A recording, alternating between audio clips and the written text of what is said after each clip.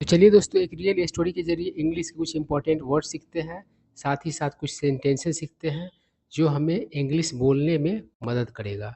तो चलिए शुरू करते हैं। तो कह रहा है, mister Sahni is a grocer. Grocer का मतलब होता है किराना दुकानदार। ठीक है।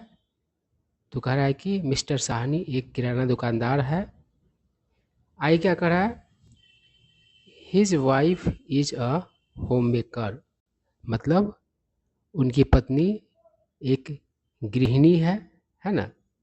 होम मेकर कहना ठीक होता है, हाउस वाइफ कहना ठीक नहीं होता है। ठीक है बात। जो महिला घर पर रह करके घरेलू काम को करती है ना, उसे होम मेकर कहना ज़्यादा उचित होता है, हाउस वाइफ कहना उचित नहीं होता है। आई क्या कर रहा है, they are a happy couple. Couple मतलब दंपति है ना, मतलब पति पत्नी। ठीक है। और दूसरे सेंस में भी कपल का यूज किया जाता है। तो क्या कर रहा है कि वे लोग एक खुशहाल कपल है। आई क्या कर रहा है, दे हैव 4 चिल्ड्रेन। मतलब उनके 4 बच्चे हैं।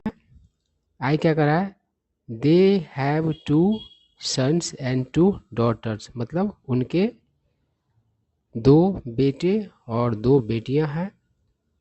आई क्या कर रहा है, all their children are very successful. मतलब उनके सभी बच्चे बहुत सफल हैं। ठीक है बात। अब देखिए यहाँ पर ध्यान देने वाला बात है, बहुत लोग पहले देयर का यूज करते हैं, उसके बाद ऑल का प्रयोग करते हैं, मतलब देयर ऑल है ना।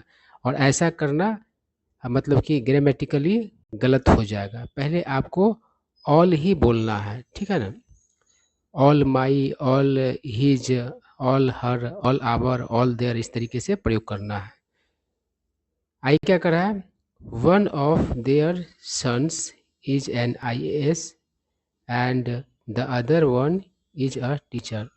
तो कहने का मतलब देखिए, जब कई में से एक का बात करना हो तो वन का प्रयोग करते हैं, कई में से 2 का बात करना होता है तो 2 का प्रयोग करते हैं। ठीक है। तो इस तरीके से आपको ध्यान देना है। और ये कन्फ्यूजन क्यों होता है, तो देखिए यहाँ पर सन्स लिखा हुआ है और यहाँ पर इज लिखा हुआ है, तो लोगों को मतलब कि कन्फ्यूजन हो जाएगा। तो ये वर्ण के कारण एज का प्रयोग किया गया हुआ है ना। यहाँ पर टू रहता तो फिर आर का प्रयोग होता है। ठीक है। तो इस बात को ध्यान रखना है। तो देखिए क्या कर रहा है, उनके बेटों में से एक, मतलब उनके 2 बेटे हैं, उनमें से एक क्या है, तो एक IAS है और दूसरा क्या है, तो एक टीचर है। आई क्या कर रहा है, both of their daughters are happily married.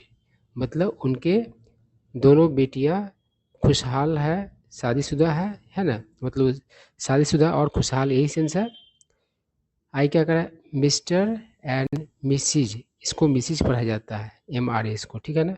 और देखिए मिस्टर हो चाहे मिसिज हो, आप डॉट दे भी सकते हैं चाहे नहीं भी दे सकते हैं, दोनों सही होता है। तो कह Mr and Mrs Sahni have many grand sons and grand daughters. मतलब इन दोनों के मतलब कि अनेक, मतलब कि पोते पोतियाँ तथा नाती और नतनियाँ हैं, यही सेंस है। ग्रैंड सन का अर्थ आप लोग जानते ही है, पोता। ठीक है ना। और ग्रैंड डॉटर मतलब पोती। ठीक है। आगे क्या करा है, they are at schools and colleges. मतलब वे लोग, मतलब कि grand sons and grand daughters कहाँ है, तो स्कूल्स और कॉलेजेस में, मतलब कि पढ़ाई कर रहे हैं सभी। आई क्या कर रहा है, mister Sahni runs a grocery in his building itself. Grocery का मतलब होता है किराना दुकान। ठीक है ना। और ग्रॉसर मतलब होता है किराना दुकानदार। तो क्या करें, मिस्टर साहनी चलाते हैं एक किराना दुकान इन हिज बिल्डिंग इटसेल्फ, मतलब अपने मकान में ही। इटसेल्फ जब आ गया तो क्या अर्थ होगा, ही का अर्थ देगा, मतलब जोर देने के लिए प्रयोग हुआ। और सिर्फ रहता mister Sahni runs a grocery in his building, तो इसका अर्थ होता है मिस्टर साहनी अपने मकान में मतलब कि किराना दुकान चलाते हैं। लेकिन इट सेल्फ लग गया तो इसका मतलब क्या हो गया, मिस्टर साहनी एक किराना दुकान चलाते हैं अपने मकान में ही। ठीक है बात।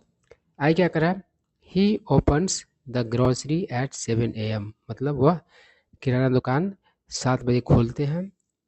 ही इज़ वेरी पंक्चुअल, मतलब वह बहुत ही टाइम के पक्का है। पंक्चुअल मतलब क्या होता है? टाइम का पक्का होना। ही नेवर गेट्स लेट, वे कभी भी देर नहीं होते हैं। He is honest and his integrity is talked about, मतलब वह ईमानदार है तथा उनकी ईमानदारी की चर्चा की जाती है। इंटीग्रिटी मतलब क्या हो जाएगा? ईमानदारी। ऑनेस्टी मतलब ही ईमानदारी होता है ना, ऑनेस्ट से ऑनेस्टी बनता है।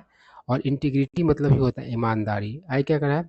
He has employed a help who is very loyal. तो देखिए, एम्प्लॉय मतलब होता है रखना, है ना, और हेल्प का अर्थ मदद भी होता है, मदद करना भी होता है, और अ, मददगार भी होता है, मतलब कि आपको काम में साथ देने वाला जो होता है उसको हेल्प कहता है। आप इसकी जगह पर सर्वेंट का भी यूज कर सकते हैं, मतलब यहाँ पर सर्वेंट का समानार्थी शब्द है हेल्प। और लॉयल मतलब होता है वफादार। तो कह रहा है कि उन्होंने एक मतलब कि सर्वेंट रखे हुए हैं जो कि बहुत क्या है, तो वफादार है। आई क्या कर रहा है? He is a self made man, मतलब वह एक सेल्फ मेड मैन है। सेल्फ मेड मैन कहने का मतलब क्या हुआ? वैसा आदमी जो अपने दम पर सफल हुआ हो, अपने दम पर संपत्ति बनाया हो, ठीक है ना। हिज एंसेस्टर्स वर फार्मर्स, मतलब उनके पूर्वज लोग किसान थे। एंसेस्टर मतलब होता है पूर्वज। He lives in a village, मतलब कि वे गांव में रहते हैं। आई क्या करा? ही ओन्स, ओन मतलब होता है मालिक होना, है ना। A lot of movable and immovable property. Movable मतलब होता है चल, और इमूवेबल मतलब होता है अचल। तो चल संपत्ति और अचल संपत्ति होता है, ठीक है ना। तो चल संपत्ति है तो उसको तो एक जगह से दूसरी जगह मतलब कि ले जाया जा सकता है, लेकिन अचल संपत्ति है, मकान हो गया, ज़मीन हो गया, तो इसको आप एक जगह से दूसरी जगह नहीं ले आ सकते हैं, है ना। तो ये सब इमूवेबल प्रॉपर्टी होता है, ठीक है।